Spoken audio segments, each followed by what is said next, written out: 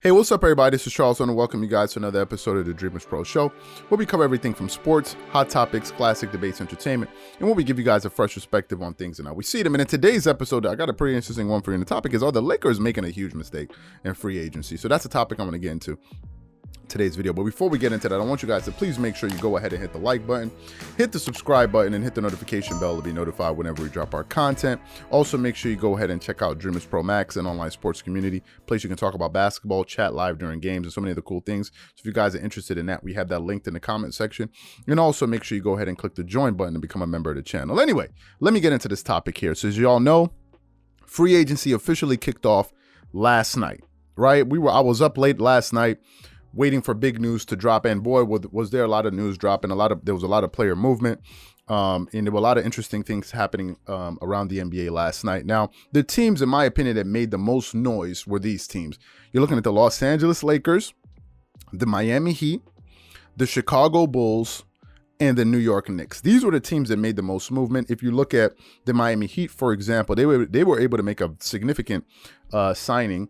They ended up signing Kyle Lowry, and I think they signed him or traded him, if I'm not mistaken, one of the two. I can't remember clearly right now, but they acquired Kyle Lowry, and I think they got rid of Goran Dragic, if I'm not mistaken, but they got him. That was a pretty big move. They also locked up Jimmy Butler. They got him. He signed a max contract, so that was some pretty big news for them. Chris Paul of the Phoenix Suns declined his player option and somehow was able to get, I think, a 4-year deal for $120 million. So I think by the time his contract expires, Chris Paul is going to be about 40 years old. So kudos to him. But that's a pretty big contract for an aging player. But given the fact that they just went to the NBA Finals and Chris Paul seems to be a player that takes great care of his body, who's always in great shape and looks to be in tip-top shape at this advanced age in his career, I think they're probably betting on the fact that, listen, this guy's going to be in great shape moving forward. So I think it's a gamble we're willing to take. I think they like his leadership, and he's also probably going to help them with their player development as they move forward. If you look at their roster, you can look at the impact that he had on some of the younger players, right? This is something that they lauded him for all season long. They said Chris Paul had such a positive effect on us. You can see that he was able to elevate the IQ of that basketball team. In this case, we're talking about the Phoenix Suns. So I think the Phoenix Suns made a long-term bargain, and they're also looking at player development. And I think that that's something that Chris Paul will be able to help them with. So they were taking that into consideration, and also taking into fact that this team just went to an NBA Finals, and probably rewarding him for that and making sure that he finished his career on a championship contending team. So those are some of my thoughts as far as Chris Paul declining his player option and signing a 4-year deal with the Phoenix Suns. Now, if you look at some of the other teams out there, some other teams made some big moves, right? The teams that made, I think the Clippers out there only made one move, but they made one significant move. And then the move that they made they were able to retain Nicholas Batum, which I think is a huge move. That was the only big news that the Clippers did yesterday. And to me, I think it was a very, very impactful move for that team. We're still waiting to see what they're going to do with Reggie Jackson. I know they're going to bring back Serge Ibaka, and we're waiting to hear what's going to happen with Kawhi Leonard. So that's the only news really that's circulating around the Lakers. And of course, you had the Knicks that made some moves. So given the fact that these were the teams that made the most noise last night, we put a poll on our channel, right? We put a poll on our channel last night, and about 3,400 people voted on this poll. Of the 3,400 people that participated in this poll, we asked the question, what team is winning in free agency right now? And 50% of the people who voted picked the Lakers as the winners thus far, right?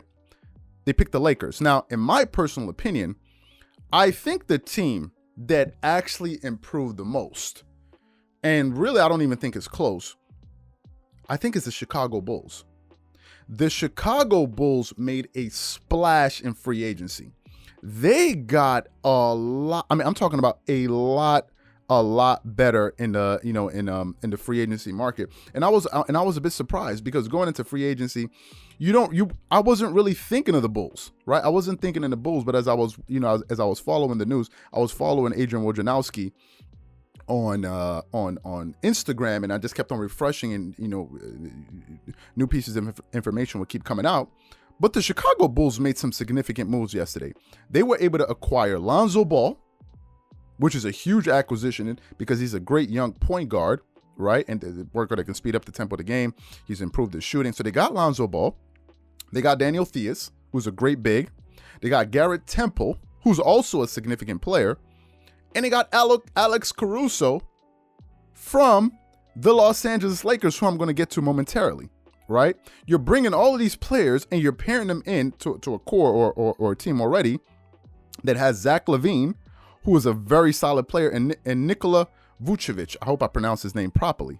And you have Patrick Williams, who a lot of people are kind of saying, could he possibly be the Kawhi Leonard in the future? You have Thaddeus Young in there. So the Chicago Bulls got much better as a team. And I think the Chicago Bulls this season are trying to make a significant run and get into the playoffs. The Chicago Bulls got a lot better, and I think that they won free agency. However, the majority of the people that voted on that poll seem to believe that the Lakers are the team, or the Lakers are the team that improved the most. Now, here are my thoughts. I think the Lakers accomplished two things yesterday. Two things. They became an older team, and they became arguably an even poor shooting team. Okay, if you look at the Lakers' potential starting five, the average age of their starting five is 33.6 years old. That's the average age. And some of their star players are going to get even older this year. Russell Westbrook is 32 years old. He'll be turning 33 in November. LeBron James is 36, and he'll be turning 37 this calendar year. This 2020-21, LeBron James will be older. And I think, and I like the addition of Trevor Ariza, who's a great player, but he's also an older player. But who did you have to get? The Lakers lost Alex Caruso. If anybody watched any Laker games, you will understand that Alex Caruso was probably their best perimeter defender. He was their energy guy. He was the Energizer Bunny on the Lakers. This guy was a great two-way player. He was a knockdown shooter, and he played great defense, and he played with a lot of intensity. That was a huge loss. Okay, that was a huge loss. Now, they do have Trevor Ariza, who has championship experience. If you guys remember, he won his first championship with the Lakers a number of years back when Kobe Bryant was playing. I think in 2009, he won the championship when they were playing against the Orlando Magic. And they were able to bring back Dwight Howard, who they won that championship against when he was playing with the Orlando Magic. Dwight Howard was there with the team 2 years ago when they won their title in the Orlando bubble. And he was a pivotal part, especially in that second round series. Again, was it the second round or the conference finals? I think it was the conference finals against the Denver Nuggets, right? Because he played fantastic defense on Nikola Jokic, who is the reigning regular season MVP. So they brought Dwight Howard and they got more athletic around the rim, but they also got older. And Dwight Howard is somebody that's going to hurt them when they get to the free throw line, right? If you put him on the free throw line, he's definitely going to hurt you. I think the Lakers needed to get a little bit younger, and I think the Lakers needed to add more shooting. Instead, they got older, and the improvement in shooting is marginal. They only made a marginal improvement. So if I'm looking at the season and I'm looking at how things are going to pan out, if I have to look at the season right now, and I have, especially in the Western Conference, and they ask me, who would I pick? I would actually pick the field.